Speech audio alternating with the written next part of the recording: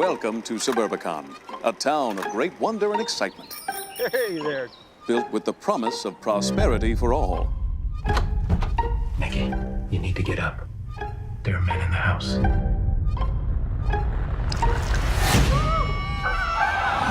Tell me what made you want to take on this project, because you had the script for a while and then you went back and revisited it, right?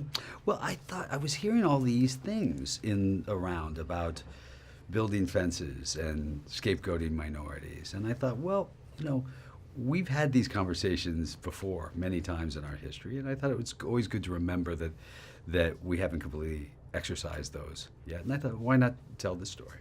And what made you touch on the Myers family in the film as well? Well, I really love their story. I thought, most people don't know this story. I didn't know the story. I didn't know the story. There are books written that call the Myers, Daisy Myers, the Rosa Parks of the North, and I thought it was interesting to be able to have a conversation, at least, about how they took all the blame for things going wrong in a neighborhood that they had nothing to do with. Yeah, that's pretty unfortunate, and it's sad that this is still kind of going on this day and time in certain respects. What do you feel like the audience will take away or see in themselves in this film?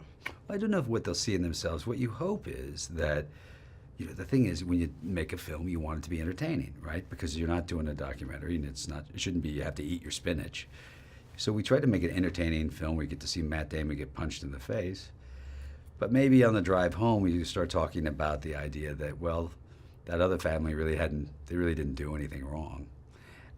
Because that's the argument you're constantly having, is that you're looking around saying, well, we still do this. We thought we'd stopped. We thought we'd stopped in 1957, and we thought we'd stopped now, and we haven't. So this is a hypothetical question, because Okay. you are the two-time sexiest man alive. Two-time. It was a while ago. It was a while ago, but you still look good. Come on.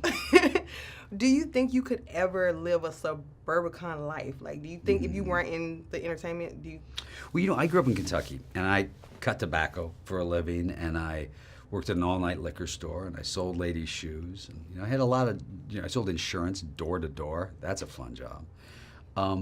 But I never lived in a community where all the houses were cookie cutter, kind of the same.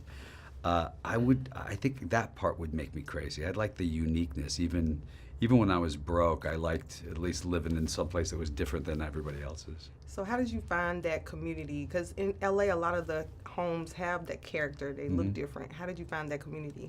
Well, when I moved here when I was 21, and for the first 4 years I was here, I slept on the floor of a closet. My buddy had a walk-in closet in his one-bedroom apartment. I slept on that floor.